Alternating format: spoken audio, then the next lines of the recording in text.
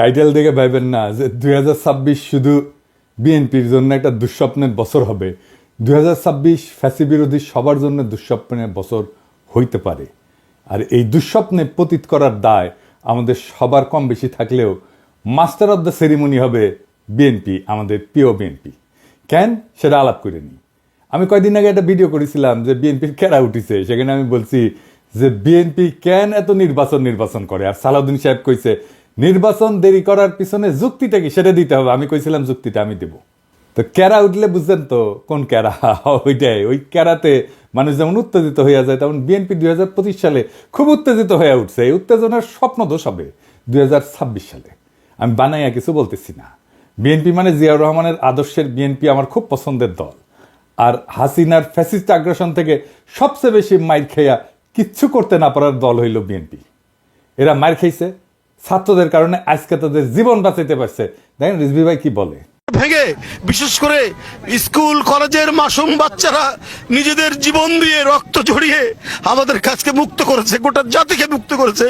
আমি আজকে সেই সমস্ত মাসুম বাচ্চা, স্কুল কলেজের সে সমস্ত ছাত্র ছাত্রীদের যাদের শহীদি আত্মত্যাগের মধ্যে দিয়ে আজকে গোটা জাতি মুক্তি লাভ করেছে এক ভয়ঙ্কর ফ্যাসিবাদ থেকে, সেই সব শহীদদের প্রতি আমার গভীর শ্রদ্ধা জানাচ্ছি।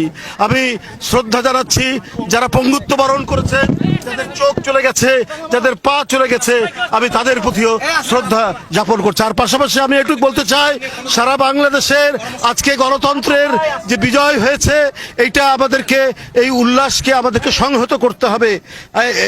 আর যখন হাসিনা ছাত্রদের হাতে জয় বাংলা হইল, তখন বাইর হইয়া বাঘের মতো গর্জন করা এই দলের নাম হইতেছে বিএনপি। যারা এদের জীবন বাঁচাইলো, যাদের জন্য খালেদা জিয়া আজকে তার ছেলের বাসায়, যাদের আত্মত্যাগে আজকে বিএনপির নেতাদের এত লম্ফজম্প, তারাই নাকি আবার আন্দোলনের মূল মাস্টার মাইন্ড। বাংলাদেশের মানুষকে 16 বছর ফ্যাসিবাদের থেকে বাঁচানোর কি করছে বিএনপি? বাঁচাইতে পারছে? 1/11 ঘটানো বন্ধ করতে পারছে? তখন তো ক্ষমতায় বিএনপি জামাত পারেনি। বাংলাদেশের উপরে যাইতে বসে এই ফ্যাসিবাদী শাসন, এইটা থেকে মুক্ত করার জন্য বিএনপি কি করছে? তা ওনারা বলেন ওনা মাস্টার মাইন্ড। তা অনেকের মধ্যে একজন না, অন্যতম না, একমাত্র মাস্টার মাইন্ড। শুনেন, 16টি বছর ধরে বিএনপিকে নিশ্চিহ্ন করতে চেয়েছে হাসিনা, আর জনাব তারেক রহমান কি বিচক্ষণতার সঙ্গে বিএনপিকে রক্ষা করেছে। শুধু রক্ষা করেছে এটা বললে ভুল হবে। কার্যকর আন্দোলন গড়ে তোলার জন্য যা যা করার দরকার, এই আন্দোলনের একমাত্র মাস্টার মাইন্ড হচ্ছে জনাব তারেক রহমান। এটা যদি কেউ ব্যাখ্যা করে বোঝাতে হয় তাকে, তাহলে একটু অসুবিধা। এই কথায় এখন আর হাসি পায় না। আমি হাসে কি করুম? পাবলিকই তো হাসতে হাসতে শেষ। তো বিএনপির কাছে আমার প্রশ্ন, আপনারা যদি আন্দোলনের মাস্টার মাইন্ড হবেন, তাহলে আপনাদের 31 দফার একটা দফাতেও এই জুলাই আগস্ট বিপ্লবের আন্দোলনের শহীদদের আহতদের নিয়ে কোনো দফা নাই কেন? 1971-এর মুক্তিযোদ্ধাদের নিয়ে তো 21 নম্বর দফা আছে। তাদের তালিকা করবেন, স্বীকৃতি দেবেন। 2024-এর স্বীকৃতি কোথায়? তাদের পুনর্বাসন কোথায়? ভুলে যান না, এটা আপনাদের 2001-2006-এর অ্যানালগ দেশ না, এটা প্রযুক্তির বিশ্ব। নির্লজ্জভাবে আন্দোলনের ক্রেডিট নেবেন, আবার এইভাবে ধরা খাইবেন, আবার ক্ষমতায়ও যাইবেন। এত খাইতে চান কেন বাবারা? খাইবেন ভালো কথা, খাওয়ার জন্য তো চাষাবাদ করা লাগে। ছাত্রদের কি হালের বলদ পাইছেন যে তাদের ময়দা খেতে চাষ কইরা ক্ষমতা যাওয়ার স্বপ্ন দেখবেন? এই স্বপ্ন আপনার স্বপ্ন দোষ হবে 2026 সালে। চলেন দেখি কেন। 2026 বাংলাদেশের জন্য খুবই জটিল, খুবই কঠিন, খুবই অনিশ্চিত একটা বছর হবে। বাংলাদেশের মানুষকে হাসিনার সরকার উন্নয়নের যে মূলা দিছিল, ওই মূলা খেত দেখা 2021 সালে আমাদেরকে অনুন্নত রাষ্ট্র থেকে উন্নয়নশীল রাষ্ট্রের মর্যাদা দেওয়া হয়েছিল। মর্যাদা না, কিন্তু এই উন্নয়নশীল রাষ্ট্র হিসেবে বাংলাদেশের জন্য অপেক্ষা করতেছে কি কঠিন চ্যালেঞ্জ। সব চ্যালেঞ্জের কথা আজকে কমু না, তবে আমরা মাঝে মাঝে বিএনপির এইভাবে পরীক্ষা নিব। আপনাদের প্রথম চ্যালেঞ্জ হইলো না, সব চ্যালেঞ্জের কথা আজকে কমু না, আজকে কয়েকটা চ্যালেঞ্জের কথা কমু, বাকিগুলো খুঁজে বের করেন। আপনারা তো বহুত বুঝেন, সবার থেকে বেশি বুঝেন। আমাদের প্রথম চ্যালেঞ্জ হলো 2026 সাল থেকে আমরা ইউরোপিয়ান বাজারে জিএসপি প্লাস পাবো না। জিএসপি হইলো সেই মেকানিজম যেটা দিয়ে ইউরোপিয়ান বাজারে আমাদের পণ্যের, বিশেষ করে গার্মেন্টসের শুল্কমুক্ত প্রবেশ নিশ্চিত করা হয়। এর মধ্যে অন্যতম হইল তৈরি পোশাক শিল্প। 2026 সালে জিএসপি প্লাস পাওয়ার অন্যতম শর্ত হইল সুশাসন, কলকারখানার শ্রমিকদের অধিকার নিশ্চিত করা। সুশাসনের কথা কইলাম না, ওইটা আপনারা কেমন পারবেন সেটা 2001-2006 সালের কথা মনে আছে, কিন্তু কলকারখানার শ্রমিকদের অধিকার নিশ্চিত করতে আপনারা যে পরিকল্পনা দরকার সেটা আপনাদের নাই। কেন জানেন? আপনারা হইলেন ব্যবসায়ী আর বুর্জাদের নিয়ে তৈরি দল। গরিব মানুষরা রক্ত দেয় আর বড় লোকরা মাখন খায়। আপনাদের যারা জনগণের সাথে সম্পৃক্ত ছিল তাদের কি অবস্থা আমি একটু পরে দেখাবো। হ্যাঁ, কি অবস্থা, বের করে দেন, নয়তো মেরে ফেলে, পিঠে মরে যায়, বনে বাজারে ঘুমায় বেড়ায়। ঢাকায় এসে রিক্সা চালাইছে যে সমস্ত লোকেরা, দারোয়ান হয়েছে, পাঠাওয়ে কাজ করছে, তাদের কোনো খবর থাকে না। সবাই আইসা তখন টেকার লোভে জড়া হয় আশেপাশে, অর্থলোভী এলিট। আর এই রাসেলের মতো লোকেরা আপনাদের দলে ফিরতেছে, নতুন এসালম হয়ে উঠতেছে। আপনাদের এক্সাম্পল দিই, আপনাদের তৃণমূলের নেতাকর্মীদের কি অবস্থা, আপনাদের যুব দলের নেতারে আর্মি পিটায় মেরে ফেলাইলো, দেখছেন বাচ্চাগুলোর কি অবস্থা। অথই পাথারে পড়ছে এই পরিবারটা। ভাই, এই দলের রাজনীতি করেন, এই দলের হয়ে আমার পেজে ঝাঁপায় পড়েন জিজ্ঞাসা নিয়ে, এই পরিবারের খোঁজ দিয়ে আমাকে জানান, এই পরিবারের সব দায়িত্ব আমি নেব। জি না, আমার টাকা নাই, আমি বড় লোক কেউ না, আমার বাপের জমিদারি ছিল না, ভিক্ষা করবো সবার কাছে, আমার ভিক্ষা দিতে কোনো গ্লানি নাই। একটা লোক সারা জীবন বিএনপির রাজনীতি করে গেল, আর্মির পিটানিতে জীবন গেল, তার পরিবারকে বাঁচানোর জন্য পিনাকি ভিক্ষা করবে, আর পিনাকি শেষ জীবনে অপবাদ নেবে যে ভিক্ষা করার টাম করে কোটি কোটি টাকা আত্মসাৎ করেছে। আমি এগুলো জানি, হ্যাঁ এগুলো জানি, এটাই বাংলাদেশ। হ্যাঁ বুঝছাও। যাই হোক, আমারে খোঁজ দিয়েন, এই পরিবারের দেখভাল করার দায়িত্ব যেন আমাকে দেন খোদা তাআলা, এই তৌফিক যেন দেন, ওনার পরিচয়টা দিয়েন, আমার সাথে যোগাযোগ করাই দিন। এই বিএনপিতে অলিগার ভিড়তেছে না, এদের টাকা কামানোর একমাত্র উপায় হইল শ্রমজীবী মানুষের শোষণ। এরা তো শ্রমিকদের বেতন দিবে না, কলকারখানায় উন্নত কাজের পরিবেশ তৈরি করবে না, কারণ এইগুলা করলে তো টাকা কামাবে কেমনে। তাই আমরা বিএনপির ক্ষমতায় আসলে জিএসপি প্লাস পাবো না, লিখে রাখেন। আর আমরা ইউরোপিয়ান বাজারে আমাদের যে অ্যাডভান্টেজ ছিল, পণ্যের যে অ্যাডভান্টেজ ছিল, আমরা যে দাম দিতে পারতাম সেটা আমরা দিতে পারবো না, সেটা হারাবো, লিখে রাখেন। আর একটা চ্যালেঞ্জ হলো 2026 সাল থেকে আমাদের উপর আন্তর্জাতিক কপিরাইট আইনের প্রয়োগ শুরু হবে। এ মানে কি জানেন? সব কিছুরই কপিরাইট আছে, বুঝছাও, সব কিছুর। ওই কপিরাইটের ফি দিতে হয়। বইয়ের যেমন কপিরাইট থাকে, আমি অবশ্য বইয়ের কপিরাইটের ফি পাই না, আমি কপিরাইট ছেড়ে দিচ্ছি। সেজন্য দেখেছেন না মেলা বই আবার ছাপা হয়ে খালি বিক্রি হয়, কিন্তু এটা পয়সাকালে আমি পাই না। এইরকম কপিরাইট আছে পৃথিবীর সব জিনিসের উপরে, ওষুধের উপরে আছে। এই কপিরাইটের যখন প্রয়োগ শুরু হবে তখন ওষুধের কপিরাইটের ফি আমরা এখন দেই না, সেজন্য আমাদের দেশে ওষুধের দাম কম। এই কপিরাইট আইন প্রয়োগ শুরু হলে প্রথম ভিকটিম হবে আমাদের ওষুধ শিল্প। আজকে গরিব মানুষ যে ওষুধ 10 টাকা দিয়ে কিনে খাইতেছে, তার দাম হবে 500 টাকা। আমাদের তখন ওষুধ উদ্ভাবনের যে সূত্র, তার জন্য রয়্যালটি দিতে হবে, কপিরাইট ফি দিতে হবে। অলরেডি আসন্ন দাম বাড়ার সাথে মানুষের অভ্যাস তৈরি করে নেওয়ার জন্য আইএমএফ ওষুধের দাম বাড়ানোর জন্য পরামর্শ দিছিল এবং ভ্যাট প্রয়োগ করছিল। আমরা দাবরানি দিছি, প্রফেসর ইউনূসের সরকার তাৎক্ষণিক সিদ্ধান্তে বাতিল করছে। আমরা ধন্যবাদ জানাই। অবশ্যই এইরকম জনমুখী সিদ্ধান্ত বিএনপি নিতে পারবে না, কারণ তাদের তো ব্যবসায়ী ক্লাবকে টাকা কামানোর ধান্দা করে দিতে হবে। অর্থাৎ বিএনপি ক্ষমতা আসলে 2026 সালে ওষুধ রপ্তানি বাদ দেন, দেশের মানুষকে কম দামে বা এখনকার দামে ওষুধ সরবরাহ করতে পারবেন না আপনারা। দেখেন আব্দুল মুক্তাদির কি বলেন, উনি ইনসেপ্টা কোম্পানির মালিক, আমার কালে বস ছিলেন ক্ষুদ্রকালে। 26-এর পরে আমাদের দেশে আর প্যাটেন্টেড ওষুধ তৈরি করতে পারবো না। সেগুলির জন্য আমাদেরকে রয়্যালটি দিতে হবে এবং অনেক ওষুধের দামই এমন হতে পারে, যেমন একটা এক্সাম্পল দেই আপনাদেরকে। আপনারা যদি হেপাটাইটিস সি এর আমরা যে ওষুধটা বাংলাদেশে তৈরি করি সেটার দাম হলো মাত্র $6, আর সেটা বাইরে বিক্রি হয় $1000 একটি ট্যাবলেট। তাহলে আমরা যেটা $6 বাংলাদেশে দিচ্ছি, ওটা $1000 তো মানুষ খেতে পারবে না, এবং একটা ট্রিটমেন্ট হলো 87টা ট্যাবলেট খেতে হয় একবার। তো বাংলাদেশের কোন লোক হেপাটাইটিস সি হলে পারে $87,000 দিয়ে এটা খেতে পারবে? দেখেছেন কি ধাইয়া আসতেছে। এরপরের চ্যালেঞ্জ হইল বিদেশিরা আমাদের যে সহজ শর্তে ঋণ দেয় সেটা বন্ধ হয়ে যাবে। আমাদের তখন উন্নয়ন বাজেটের ঘাটতি মোকাবেলা করতে বাণিজ্যিক হারে বৈদেশিক ঋণ নিতে হবে। তাইলে বুঝতে পারতেছেন, সুদ দিয়া ঋণ নিতে হবে। ওই টাকাটা আমরা কেমনে পাবো? ওই টাকাটা উপার্জন করবো কত? উপার্জন করে তো সুদ শোধ দিতে হবে। আভ্যন্তরীণ অর্থনৈতিক সক্ষমতা তৈরি করে তারপরে ওই সুদটা শোধ দিতে হবে। এটা কেমনে করবেন আপনারা জানেন? আপনাদের কাউকে তো কোনোদিন এইসব নিয়ে কথা কইতে দেখি না। এইসব ফাও মজা করার দিন শেষ। বিএনপির যারা ভাবতেছেন যে ক্ষমতা এসে 16 বছরে ক্ষুধা মিটাবেন, তাদের জন্য এক বালতি সমবেদনা রইল। এইরকম প্রস্তুতি নিয়ে ক্ষমতা আসলে পাবলিক টাইনে নামায় দিবে যদি দায়িত্ব নিতে না জানেন। 4 নম্বর হইতেছে আমেরিকার সাহায্য বন্ধ হয়ে গেছে। সারা দুনিয়ায় আমাদের তৃতীয় সাহায্যদাতা দেশ ছিল আমেরিকা এই ট্রাম্প আসার পরে। 1 আর 2 নম্বর হইতেছে জাপান আর ইংল্যান্ড। 2022 সালে কত টাকা দিছিল আমেরিকা তারা জানেন? আমেরিকা, শুধু আমেরিকা $32 বিলিয়ন। এই টাকাটা হাওয়া হয়ে যাবে, কই পাবেন সেটা? $32 বিলিয়ন তো লাগবে, তাহলে কেমনে সামাল দেবেন, কোত্থেকে পাবেন? আমাদের পাশা ঢাকতে সামনে উদাম হয়, আর সামনে ঢাকতে পাশা উদাম হয়। পারবেন এই টাকার বিকল্প যোগান দিতে? পারবেন না ভাই। দেখেছেন তো IMF এই $4-5 বিলিয়ন দিতে কিরকম প্যারাপ্যারি করে। $32 বিলিয়ন কোটি থেকে পাবেন। তবে এইসব চ্যালেঞ্জের সমাধান আমাদের জানা আছে, কারণ আমরা গত 10 বছর যখন হাসিনারে খেদানোর আন্দোলন করেছি, তখন আমরা এটা নিয়ে কাজ করে রাখছি, ঠিক করে রাখছি। হাসিনা জয় বাংলা হইলে আমাদের কি কি করা লাগবে, এই সংকট মোকাবেলা করার জন্য কি কি করা লাগবে, সেটা আমাদের প্ল্যান করা আছে। তার প্রথম পদক্ষেপই ছিল প্রফেসর ইউনূসের মতো বিশ্ববরণ্য ব্যক্তিকে প্রধান উপদেষ্টা পদে বসানো।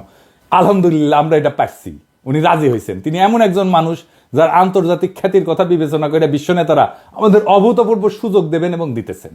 ট্রাম্প সব সাহায্য বন্ধ করে দিলেও রোহিঙ্গা ক্যাম্পে সাহায্য বন্ধ করে নাই। কাদের কারণে? আমাদের সরকারের কারণে, প্রফেসর ইউনূসের কারণে। তো প্রফেসর ইউনূসের এত গুরুত্ব কেন? কারণ যেই মানুষ তার অর্থনৈতিক মডেল দিয়া সারা বিশ্বে দারিদ্র মোকাবেলা করছেন, সেই মানুষের 3-0 কনসেপ্ট, যেটা আমি আগে কইছিলাম, এটা প্যারিস অলিম্পিকের মূল প্রতিপাদ্য বিষয় ছিল। উনি ছিলেন প্যারিস অলিম্পিকের একজন প্রধান ব্যক্তি। সেই মানুষের চেয়ে উপযুক্ত কোনো পার্সোনালিটি কি আপনাদের মধ্যে আছে, যিনি ভারতের আর পশ্চিমের ঠাপ একই সাথে সামলাইতে পারবেন? আপনি তো পারেন নাই 1-11-এ। ক্ষমতায় আপনার লোক ইয়াজউদ্দিন, আর্মি চিফ আপনাদের বানানো, তারাই আপনারা উস্তে দিল, সাথে জামাতও ছিল। পারেন নাই 1-11টাকে। এখন আমরা কেমনে পারবেন? যাই হোক, আমাদের পরিকল্পনার একটা ডেমো দিলাম। পুরো পরিকল্পনা আমাদের সাজানো আছে। 2026 সালের চ্যালেঞ্জ আমরা কিভাবে মোকাবেলা করব। আমি যে ফাঁকা আওয়াজ দিই না তা নিশ্চয়ই বুঝতে পারছেন। অনেক পরিকল্পনার মধ্যে দিচ্ছি, আরো দিব। এমন না যে পরিকল্পনা পরে বাস্তবায়ন করা হবে। পরিকল্পনা কিভাবে করতে হয় সেটা দেখাইছি। সমস্যার 100টা সমাধান আছে। কি ভাবছিলেন যে আপনাদের জন্য আর বলে দিব বাকিগুলা? আপনাদের পরীক্ষা নকল করার মতো সরকার নকল করে চালাবেন? আমাদের সাথে অ্যালাই করেন। আমরা যেভাবে দেখতে চাই আপনাদেরকে সেইভাবে থাকেন, সেই রাস্তায় থাকেন, আমাদের সাহায্য পাবেন, আমাদেরকে পাশে পাবেন। আমাদেরকে তো শত্রু মনে করতেছেন এখন। হ্যাঁ, আমাদের কাছে সব বিষয়ের ওষুধ আছে। আপনারা এই লোকগুলোকে চান কিনা পাশে, সেটা আপনাদের সিদ্ধান্ত। এবার আসেন দেখি বিএনপি কেন নির্বাচন চায়। কারণ বিএনপির কাছে নির্বাচন হইতেছে হরলিক্স। হ্যাঁ, এমনি এমনি খায়। হ্যাঁ, ওই যে দেখেন, আমার ভাই টাকায় 16 আনাই উসুল। আমি তো এমনি এমনি খাই হরলিক্স। বিএনপির নির্বাচন এমনি এমনি চায়, মানে বুঝে না কেন চায়। আসল কথা হইলো বিএনপিকে নির্বাচনের জন্য চিল্লাইতে বুদ্ধি দিচ্ছে তাদের নয়া বন্ধু ভারত। ভারত এখন বিএনপিকে দিয়ে আওয়ামী লীগের পুনর্বাসন করবে আর বাংলাদেশকে তার দাসত্বের অধীনে রাখবে। বিশ্বাস হয় না? দেখেন, মির্জা ফখরুল যখন নির্বাচনের ডাক দেয়, তখন ছাত্রলীগ তাদের বিদেশে পলাতক নেতাদের দিয়ে আন্দোলনের রূপরেখা প্রকাশ করে। ছাত্রলীগের এই সাহস কোথা থেকে আসে আমি জানি না। মায়ের মনে কম খাইছিল। আমি কইছিলাম যে এদের জন্য মায়ের চেয়ে উপকারী আর কোনো ভাইটামিন নাই। এখন বুঝছেন যে ভারত এই পুরা গেমের মাস্টার মাইন্ড। তারা বিএনপির কামলাদের দিয়ে নির্বাচন বইলা কান্নাকাটি করাবে, সামনে আওয়ামী লীগ রাজনীতির মাঠে উকি ঝুঁকি দিবে। আওয়ামী লীগ ঘোষিত কর্মসূচিগুলো পালন করতে গেলে আমার ক্ষুদ্র ভাতা ভগিনীরাই যথেষ্ট। যেই মায়ের 5ই আগস্টের পরে ইউনূস স্যারের দিকে তাকায় দিতে পারি নাই, সে পাওনা শোধ করে দিতে হবে। আর বিএনপিরে কইতেছি, ভারত আওয়ামী লীগের সাথে যে বাসর করতেছে, ওইখানে আপনারা কাবাব মে হাড্ডি, ওইখানে আপনাদের কোনো জায়গা নাই। মজা শেষে ফেলা দেবে কন্ডমের মতো। দেখেন, শ্যামা ওবায়দ আদানির জন্য ওকালতি করে। দেখেছেন, শ্যামা কি জ্বালানি মন্ত্রী? আদানি ভারতের এক দুর্বৃত্ত অলিগার্ক, সারা দুনিয়াতে ঘৃণ্য, মোদির ক্যাশিয়ার। তার সাথে বিএনপি নেতার লতকালতকি দেখেন। এখন মানুষের ক্ষমতায় গেলে দেশ বেচে, এরা ক্ষমতায় যাওয়ার আগেই দেশ বেচে দিছে আদানির কাছে, দেশ বেচে ছাড়া। এই বিএনপিরে ভারত এখন ক্ষমতার লজেনচুস দেখাচ্ছে, বুঝছাও? ক্ষমতার লজেনচুস দেখে বিএনপি ওই ক্ষমতার মূলার পিছে যাচ্ছে। তারপরে ওই লজেনচুসের আমও যাবে, সাথে সালাও যাবে। কেমনে বিএনপিকে ভারত ফেলাই দেবে ক্ষমতা দেখে শুনবেন, প্ল্যানিং শুনবেন, শুনেন আমার কাছে। ভারত জানে 2026-এর চ্যালেঞ্জ মোকাবেলা করা বিএনপির পক্ষে সম্ভব না। এটা আমার মতো মূর্খ মানুষ বুঝলে ভারত তো অনেক আগে থেকে জেনে আছে। যখন বিএনপি দেশের অর্থনীতি নিয়ে ঝামেলায় পড়বে, তখনই শুরু হবে বিক্ষোভ আন্দোলন। এই আন্দোলন হবে একেবারে তৃণমূল থেকে। মানুষ খাইতে পারবে না তো, চাকরি থাকবে না তো, মানুষ দলে দলে রাস্তায় নেমে আসবে তো। লগি বৈঠা নিয়ে আওয়ামী লীগ কি তাণ্ডব করেছিল মনে আছে না? এখন যে পুলিশ আছে, পুলিশে পুরো তো হাসিনা। পুলিশ চুপ করে দাঁড়িয়ে থাকবে। 1-11-এর টাইমে যেমন আসিল ওই মির্জাফরের সেনাবাহিনীর মতো। ছাত্রলীগ যুবলীগ গর্ত থেকে উঠায় আন্দোলনে জয়েন দেবে, আর আমার হাসিও টুপ কইরা ঢুকা পড়বে। আন্তর্জাতিক চাপের কাছে তখন নত জানো বিএনপি, দেশীয় আন্দোলনে দিশেহারা বিএনপি তখন আওয়ামী লীগের সাথে আতত করে পলাবে, আওয়ামী লীগ যেমন পলাইছিল। আর দেশে ফিরে আসবে সেই ভয়ঙ্কর ফ্যাসিবাদ, আবার সেই ভারতীয় আধিপত্যবাদ, যা কায়রা নিছিল আমাদের জীবনের 16টা বছর, বাংলাদেশকে পরিণত করছিল ভারতের উপনিবেশে। যারা কায়রা নিছিল বর্বরভাবে আমাদের হাজার হাজার সন্তানদের জীবন, যারা আমাদের 25,000-এর মতো ছাত্র জনতাকে আহত করে চিরজীবনের জন্য পঙ্গুয়ার দৃষ্টিহীন করে দিছে, সেই আবু সাইদ মুগ্ধ ওয়াসিমদের রক্ত শুকানোর আগেই যেই দল নির্বাচন করে মুখে ফেনা তুলে ফেলাইতেছে, তারা আর যাই হোক দায়িত্ব নিতে পারবে না। আপনাদের রিকমেন্ড করা যত লোক অন্তর্বর্তীকালীন সরকারে আছে, তাদের পারফরমেন্স দেখে আপনাদের দক্ষতা আমাদের কাছে পরিষ্কার। স্বরাষ্ট্র উপদেষ্টা কার রিকমেন্ডেশনে জানেন? বিএনপির। শিক্ষা উপদেষ্টা কার? বলছিলাম তো, বিএনপি। এই খারাস বিদেশে কোনো অনুষ্ঠানে যায় না। 5ই আগস্টের পর বাংলাদেশের শিক্ষাঙ্গনে সবচেয়ে বেশি ঝামেলা হয়েছে। ছাত্ররা আন্দোলন করছে তাদের অধিকারের জন্য, আর আওয়ামী লীগ তাদের ন্যায্য অধিকারের আন্দোলনের নাম দিছে সন্ত্রাসী কর্মকাণ্ড। প্রফেসর ইউনূস দায়িত্ব আসার পর সবার আগে উচিত ছিল বিদেশি সহযোগীদের কাছে শিক্ষাঙ্গনের স্বাভাবিক পরিস্থিতি তুলে ধরা এবং সকল দ্বন্দ্বের সমাধান করা। তা না কইরা তিনি তার ডায়াপার সামলানোর অপারগতার কথা বইলা বিদেশে যাইতেছেন না। আপনি কি ভাবছেন স্যার আমরা বুঝি না? আপনাদের বিএনপির পরামর্শে আসছেন। ইউনূস স্যারের সরকারের ভাবমূর্তির জন্য কাজ করলে তো আপনার আসল লক্ষ্য পূরণ হবে না। বিএনপির 31 দফা দেখে তো মনে হয়েছে তারা শিক্ষাঙ্গনের সমস্যাটাই বুঝেন নাই। বুঝে তো আর বই বিতরণ, শিক্ষাঙ্গনের বিরোধ, এইগুলোর সমাধান আগে থেকেই করতেন। ছাত্র সংসদ নির্বাচনগুলোর কথা বলছি, বিশ্ববিদ্যালয়গুলোতে বিএনপি বাগড়া দিচ্ছে, ছাত্রদল বাগড়া দিচ্ছে। কেন? কারণ ছাত্রদল জিততে পারবে না বড় বড় বিশ্ববিদ্যালয়গুলোতে। আপনার তো নিজের স্বার্থ ছাড়া আর কিছু বুঝেন না। নিজের খুবই সংকীর্ণ স্বার্থ, ছাত্রদের স্বার্থ তো আপনাদের কাছে নাই। তাহলে তো আপনারা সংসদ নির্বাচনের কথা মাইনে নিতেন। করতে চাচ্ছেন না কেন সংসদ নির্বাচন? বাগড়া দিচ্ছে কেন ছাত্রদল? তার মানে তো আপনারা পারবেন না, এটা হারে যাবেন। হারবেন যে জন্য, সেই জন্য আপনি ছাত্র সংসদ নির্বাচন হইতে দিবেন না। নির্বাচন করছেন, ম্যান্ডেট করছেন, গণপরিষদের নির্বাচন করেন, আমরা সবাই বলতেছি। সেটা তো করবেন না, কারণ ওখানে নতুন সংবিধান বানাইতে হবে, সেটা তো করতে চাচ্ছেন না। গণপরিষদের নির্বাচন করেন, ম্যান্ডেট নেন, আপনারাই করেন, আপনারাই আসেন, সেটা করবেন না। যারা বিপ্লব করলো, যারা দেশটাকে রক্ষা করলো রক্ত দিয়া, তাদের প্রতি আপনাদের পর্বত প্রমাণ ঘৃণা, শত্রু বানায় ফেলছেন তাদেরকে। আপনার 31 দফা দিচ্ছেন, এটা নিয়ে একটা ভিডিও দিব, দাঁড়ান। দিতেছিলাম না নেহায়েত মায়া করে, এতদিনের রাজপথের সহযোদ্ধা কেমনে কঠোর কথা কই। কিন্তু আপনারা এমনভাবে অন্তর্বর্তীকালীন সরকারের উপর ঝেপে পড়েছেন যে না দিয়া তো উপায় নাই। 71 টিভিতে যাইয়া রুমিন ফারানা এই 71 টিভির দুর্বৃত্ত আওয়ামী ফ্যাসিস্ট এনা বলার, সে একটা বদমাইশের সাথে বৈশা কেমনে শফিকের সাথে কথা বলে শুনেন। ব্যর্থতা কি দেখলেন? আমি তো এটা ব্যর্থতার অনেকগুলো ডেটা আছে, সব জায়গায় সফল হওয়া যায় না। না, ব্যর্থতার কিছু অংশ স্বীকার করবেন না। জার্নালিজম করেন না, ব্যর্থতার কিছু অংশ স্বীকার, মানে 100-তে 100 পেতে চান। না, আমি এটা বলছি না, আমি 90 বলি না, কিছু জায়গায় ব্যর্থতা আছে। কিন্তু আপনাদের উপদেষ্টারা তো নিজেকে নিজে মার্কিং করার সময় 3-4 দিতে পারছেন না 10-এ। আমি জানি না, আমি চিফ অ্যাডভাইজারের অফিসকে রিপ্রেজেন্ট করে আমি সে আলোকে বলছি। ওকে, দেখেছেন 71 টিভির সাথে বিএনপি এক হইয়া গেছে, দেখছেন? শফিক তো ভদ্র মানুষ, ছোটখাটো মানুষ। আমি যদি ওটা থাকলামই না, তোরে তুলে থাকনা মারলামই নি। অ্যাঙ্করের বাচ্চা, তোর অ্যাঙ্করগিরি আমি শিখাই দিলাম নি। 71 টিভি তো ভাঙ্গে চুরে ফেলছিল, ওটা বুলডোজারে কেন ঘুরাই দেয়নি?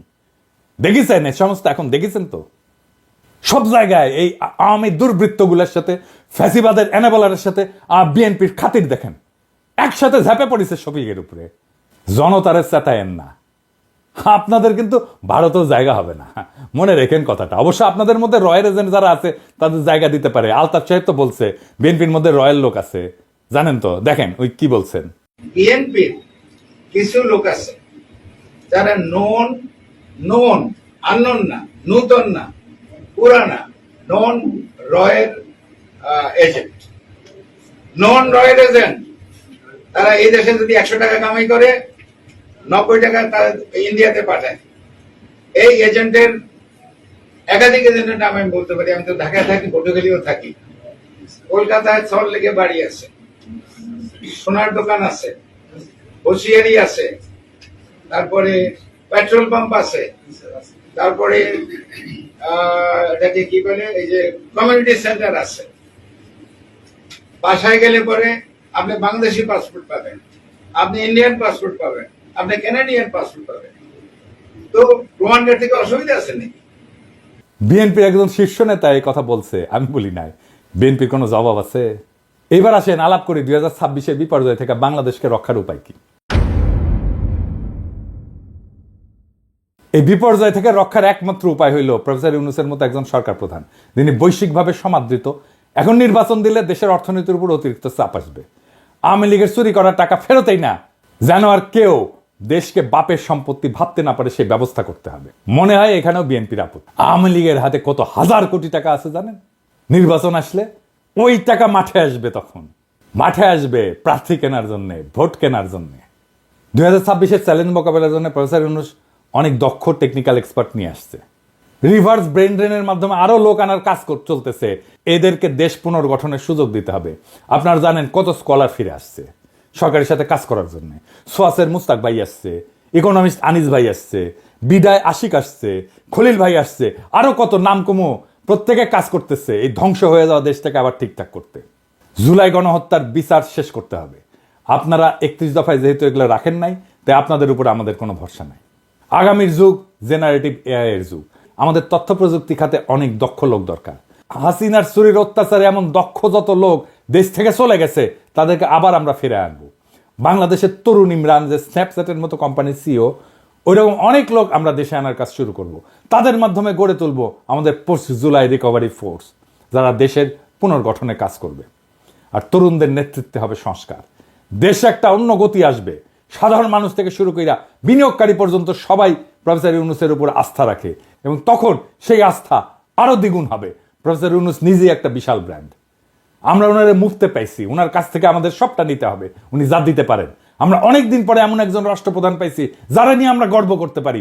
ওনার নেতৃত্বে আমরা দেশের হারানো অর্থনৈতিক সক্ষমতা ফিরে না আসা পর্যন্ত উনারে হারাইতে চাই না। ওনার সরকারের অনেক দুর্বলতা আছে, কিন্তু প্রফেসর ইউনূস একাই 100। ওনারে শান্তি মতো কাজ করতে দেন। আমরা আগায় যাব দুর্বার গতিতে। তবে ইউনূস স্যারকে আপনাদের অনুরোধ, দয়া করে যোগ্য, উদ্যমী, আধুনিক, বিশ্ব সম্পর্কে ধারণা আছে এমন তরুণ লোকদের নেন আপনার সরকারে। বুড়া খাটাসগুলোকে বাদ দেন মেহরবানি করিয়া। আর বিএনপি এই জন্যই কথা বলার সুযোগ পাচ্ছে, এই জন্য নির্বাচন করে তর পাচ্ছে। বিএনপি নেতাদের জন্য আমার একটাই মেসেজ। আমি যে চ্যালেঞ্জগুলোর কথা বলছি, সংস্কারের কথা বলছি, 31 দফায় জুলাই অভ্যুত্থানের কথা না থাকার কথা বলছি, এগুলোর উত্তর দিয়ে দয়া করে নির্বাচনের কথা বলবেন। সক্ষমতা না দেখা আমরা আর কাউরে ভোট দিব না। কিভাবে আপনারা সরকার চালাবেন, কিভাবে মানুষকে অর্থনৈতিক মুক্তি দিবেন, কিভাবে উন্নয়নশীল দেশের চ্যালেঞ্জ মোকাবেলা করবেন, কিভাবে জুলাইয়ের আহত আর শহীদদের সম্মান জানাবেন, তা পূর্ণ রূপরেখা আকারে প্রকাশ করেন। জাতির কাছে আপনাদের প্রতিশ্রুতি দেন। আমরা তখন বিবেচনা করব আপনারা নির্বাচন করার যোগ্য হইছেন নাকি হন নাই। তার আগে নির্বাচন করলে আমাদের প্রতিবাদ চলবে। আর আমরা কিন্তু না যাই না কথা বলি না, তথ্য প্রমাণ নিয়ে কথা বলি। আমরা যদি কথা বলা শুরু করি, আমাদের বিরোধী বানায়েন না, আমাদের শত্রু বানায়েন না, আপনাদেরই ক্ষতি। জনগণ আর মার্কা দেখা ভোট দেবে না, মানুষকে বলদ ভাইবেন না। জনগণ ভোট দেবে যোগ্য এবং দক্ষ প্রার্থীকে। ভোটের আগের হিসাব আর চলবে না, টাকা দিয়া ভোট কেনা যাবে না। আপনাকে আপনার দলের অবস্থা একটু বলি, হ্যাঁ, কিছু মনে করেন না, পার্সোনালি নিয়েন না, কারণ এগুলো কেউ বলবে না, এই বান্দাই বলবে একমাত্র। আপনাদেরকে আমি আমার বগুড়ার আপনাদের দলের একটা চিত্র দিই। আমি এইভাবে এই লেভেলে যাই না, কিন্তু বগুড়া তো আমার জন্মভূমি, আমার নারী পোতা আছে। আর বগুড়া হইতেছে সেই বগুড়া, যেই বগুড়া বিএনপির পুণ্যভূমি, জিয়াউর রহমানের জন্মস্থান। তো বগুড়া তো বিএনপির জন্য পুণ্যভূমি হওয়ার কথা, তাই না? এখানে মডেল বিএনপি থাকবে, এখানে বিএনপির জেলা কমিটি হবে, একটা মডেল কমিটি, যা সারা বাংলাদেশের মানুষ দেখবে আর বলবে ওয়াও কি চমৎকার কমিটি, কি সুন্দর কমিটি। এইখানে তো বিএনপির কিছু দরকার নাই, এখানে তো এমনি মানুষ বিএনপি করে রে ভাই। এইখানে তো বিএনপির মাস্তান পালার দরকার নাই, এখানে তো ম্যানেজ করার দরকার নাই, এখানে তো মাফিয়া পালার দরকার নাই। এমনি বগুড়ার মানুষ বিএনপি করে, বগুড়া মানুষের নিঃশ্বাসে বিএনপি। এইখানে আপনি নেতা কি দিচ্ছেন আমরা দেখি, হ্যাঁ, নেতা কি দিচ্ছেন? রেজাউল করিম বাদশা, বগুড়া জেলা বিএনপির বর্তমান সভাপতি, সাবেক বগুড়া পৌরসভার মেয়র। বাদশার ছোট ভাই আছে কয়েকজন। 1 নম্বর হইতেছে টোকন, মোহন, খোকন, নয়ন, জয় এবং দীপন। আমরা একে একে প্রত্যেকের আমলনামা দেখি। টোকন সাবেক 2 বারের প্রেস ক্লাবের সভাপতি, একবার বগুড়ায় এমপি ইলেকশন করছে আওয়ামী লীগের মনোনীত প্রার্থী হিসেবে। কিছুদিন আগে বিভিন্ন জনের কাছ থেকে টাকা চাঁদা নিয়ে সংসার চালাইত। টোকনের এক ছেলে খুনি এবং চাঁদাবাজ, মার্শাল্লাহ। 2 নম্বর মোহন, বগুড়া জেলা আওয়ামী লীগের সাবেক সহসভাপতি। বগুড়ায় প্রায় 40টা খুনের সাথে পরোক্ষ এবং প্রত্যক্ষভাবে জড়িত। খুনি, চাঁদাবাজ, দখলবাজ এবং নেশাখোর। বগুড়ায় যে কত বাড়ি সম্পদ দখল করছে তার ইয়ত্তা নাই। কোটি কোটি অবৈধ টাকার মালিক। যুবলীগের লিটন পোদ্দার, আলহাজ, মুস্তাকিম, মতিন, আদিল, করিম, এরকম অসংখ্য খুনির গডফাদার। ওর মেয়ের জামাইও খুনি, মেয়ের জামাই পলাতক আছে মালয়েশিয়া। মোহন পলাতক, ইন্ডিয়া থাকে, ইন্ডিয়াতে আবার বাড়িও আছে মার্শাল্লাহ। 3 নাম্বার খোকন, দিনরাত নেশা করে, ফেন্সিডিল, গাঁজা, আফিম সবই খায়, আবার মাঝে মাঝে তাবলিগও করে, কি একটা অবস্থা। 4 নাম্বার নয়ন, 3 বারে বগুড়া প্রেস ক্লাবের সভাপতি, মার্শাল্লাহ, লেখাপড়ায় খুবই ভালো, শুধু এইচএসসি পাস, এর উপরে আর পাস দিবার পারেনি, বর্তমানে পলাতক। 5 নাম্বার জয়, শহর যুবলীগের সভাপতি, হিরোইন খোর, রাত হইলে বাসা ফেরার জন্য রাস্তা দিয়ে হাঁটতে পারে না, এমনই দুলে, সে দেওয়াল ধরে ধরে রাত হইলে হাঁটে। আমার কথা না, বগুড়ার মানুষের কথাই শুনেন। দীপন 6 নাম্বার, ফেন্সিডিল খোর, ফেন্সিডিল বিক্রেতার কাছ থেকে মোহনের ভাই হিসেবে ফ্রি ফেন্সিডিল পায়। বগুড়ার মানুষ এই দুর্বৃত্ত পরিবারের কাছে জিম্মি, এক ভাই বিএনপি, এক ভাই আওয়ামী লীগ, এক ভাই যুবলীগ, 2 ভাই হাসিনার চাটুকার সাংবাদিক। এদের বাপের নাম আলম দারোগা। এ কিন্তু বগুড়ার স্থায়ী বাসিন্দাও না, এই আলম দারোগা বরিশালের মানুষ, সিপাহী থেকে দারোগা হয়েছে, বগুড়ায় রিটায়ার করছে, রিটায়ারের পরে নোট বইয়ের ব্যবসা করতো, বাদশাহ মোহনও নোট বইয়ের ব্যবসা করতো। ভাই এই লোকের বগুড়ার প্রতি বিন্দু মাত্র কমিটমেন্ট আছে? বগুড়ায় জাহান নামে যা কর কিছু যায় আসে, তো বগুড়ার লোকই না রে ভাই। এই বাদশাহ 5ই আগস্টে বহু আওয়ামী লীগ যুবলীগ নেতার কাছ থেকে টাকা নিয়ে তাদের সম্পদকে রক্ষা করছে, তাদেরকে রক্ষা করছে। বিশেষ করে আলহাজের কাছ থেকে নাকি 1 কোটি টাকা নিছে, যে ওর বাসায় আগুন ধরে গেছিল, ওই আগুন লাগানোর চেষ্টা করছিল, আবার ওই 1 কোটি টাকা নিয়ে আগুন লাগায় নেই আর কি। বিএনপির নতুন নেতা দেন, এই লোক বিএনপির নেতা থাকলে বিএনপিকে আমাদের বলতে হবে কেন এই লোক বিএনপির জন্য বগুড়াতে অপরিহার্য। মানে একই পরিবার বিএনপি আওয়ামী লীগ ভাগ হইয়া সারা শহরে রাহাজানি করবে, আর জনগণ মুখ বুঝা সহ্য করবে? হ্যাঁ, এত বোকা ভাবেন বগুড়ার লোককে? এই পরিবারের কাছ থেকে বগুড়ার মানুষকে রক্ষা করতে হবে। জানি না বিএনপির কাছে এই দুর্বৃত্ত পরিবার কেন এত পছন্দের। এই লোক বগুড়ার নেতৃত্ব দেবে, এর নেতৃত্ব বগুড়ার মানুষকে মাইনা নিতে হবে। এত তুচ্ছ ভাবেন বগুড়ার মানুষকে? যেই মাটিতে জিয়া জন্ম নেয় সেই মাটিতে এই দুর্বৃত্ত পরিবারের হাতে জিয়ার আদর্শ বয়ে নেওয়ার ভার কেমনে দেন ভাই? আর মানুষ পান নাই নাকি? এর সাথে ভালো মানুষ নাই আপনাদের বিএনপিতে?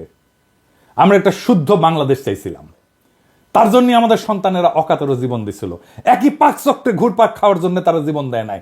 আমরা চাই বিএনপি নতুন সময়ের দিশা দিক, মানুষের এই বিপ্লবী আকাঙ্ক্ষাকে ধারণ করুক। আমরা একটা নতুন বাংলাদেশ চাই। আপনাদের দল পরিশুদ্ধ করেন, দেশের অর্থনীতি গতিশীল করে সব চ্যালেঞ্জ মোকাবেলা করে প্রফেসর ইউনূস যথাসময়ে নির্বাচন দিবেন। এইটা মেহেরবানি করে ওনার উপরে ছাইরা দেন, ওনার বিবেচনার উপরে। আমরা দেশবাসী ওনার উপরে আস্থা রাখছি, আপনারাও রাখেন। দেশবাসীর মুখোমুখি দাঁড়ায়েন না মেহেরবানি কইরা। আপনারা আমাদের সহযোদ্ধা, আমরা ছাত্রদের নেতা মানছিলাম, এবার আপনারাই আমাদের নেতা হইয়া ওঠেন, নেতার মতো আচরণ করেন। নেতাদের আকাশের মতো উদার হইতে হয়। নেতা সেই যে নিজে কাঁদে অন্যকে কাঁদায় না, নেতা সেই যে কোনো কিছুর আকাঙ্ক্ষা করে না, নেতা সেই যে জনগণের সব কষ্টকে সব দুঃখকে নিজে আপন কইরা নিতে পারে, নেতা সেই যে সবচেয়ে দুর্বল মানুষের আশ্রয় হয়ে উঠতে পারে। নিজেকে প্রশ্ন করেন সেই জায়গায় আসছেন কিনা, না আসতে পারলে অপেক্ষা করেন। ইনকিলাব জিন্দাবাদ।